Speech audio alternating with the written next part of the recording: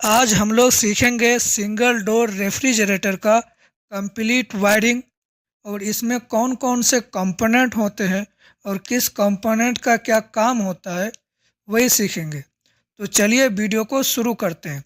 तो हमारा इसमें होता है सबसे पहला कंप्रेसर। कंप्रेसर रेफ्रिजरेटर का मेन पार्ट होता है जो कंप्रेस करता है, यानी रेफ्रिजरेंट का फ्लो बनाए रखता है।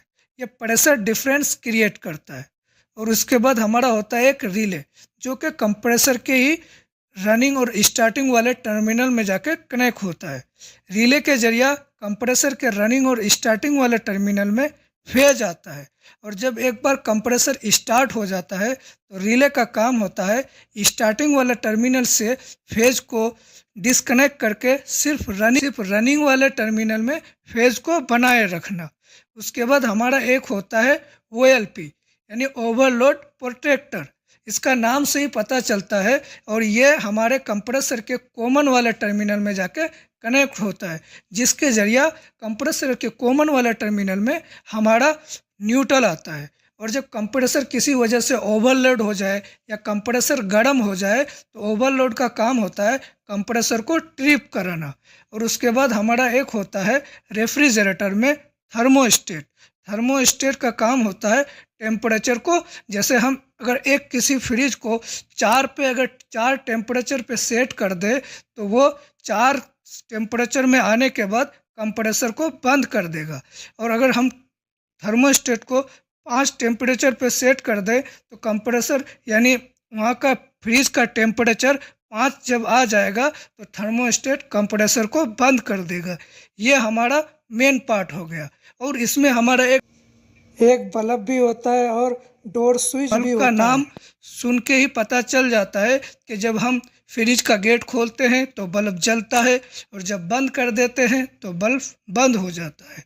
और डोर स्विच का काम होता है बल्ब को फेज देना, यानी जब हम डोर ओपन करें तो वो स्विच का काम होता है बल्ब को जलाना और जब बंद कर दें तो बल्ब को बंद कर देना। तो चलिए अब हम इसका वायरिंग करते हैं। उसके लिए जो हमारे पास केबल आता है उसमें एक फेज होता है और एक न्यूट्रल होता है। तो सबसे पहले हम डोर स्विच को फेज देंगे और दूसरे टर्मिनल से हम बल्ब तक फेज पहुंचाएंगे।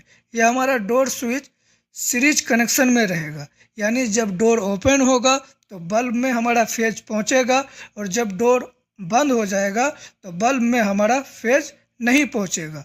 तो हमारा बल्ब में फेज पहुंच चुका है, तो अब हम बल्ब में न्यूट्रल देंगे। तो चलिए अब हम इसको बल्ब को न्यूट्रल दे देते हैं। हम यहाँ से इसको न्यूट्रल दे दिए, यानी बल्ब का हमारा कनेक्शन हो गया है। अब हम OLP पे न्यूट्रल देंगे। OLP पे हमेशा न्यूट्रल ही आएगा, तो OLP के एक टर्मिनल में हम यहाँ से न्यूट्रल दे दिए और दूसरा जो OLP का हिस्सा बचा है यहाँ से हम कंप्रेसर के कॉमन वाला टर्मिनल में ले आकर हम इसका न्यूट्रल देंगे। यानी ये वाला हिस्सा जो आप देख रहे हैं, ये वाला हिस्सा हमारा कंप्रेसर के कॉमन वाले टर्मिनल में जाके कनेक्ट होगा।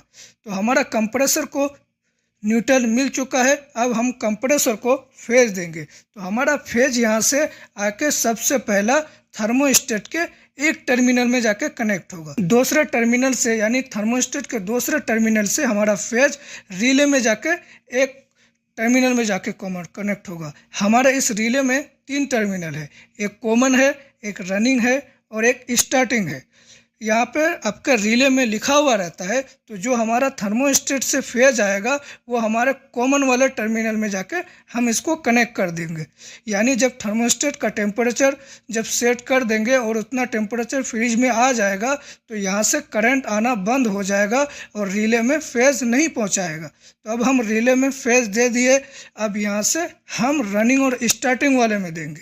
तो हमारा जो रनिंग वाला टर्मिनल है तो उससे लगाकर कंप्रेसर के रनिंग वाले टर्मिनल में हम फेज दे दिए। और जब जो हमारा रिले का स्टार्टिंग वाला टर्मिनल है यहाँ से हम फेज निकालकर कंप्रेसर के स्टार्टिंग वाले टर्मिनल में फेज दे दिए। तो आप देख सकते हैं ये हमारा सिंगल डोर फ्रिज का कंप्लीट वायरिंग हो चुका है।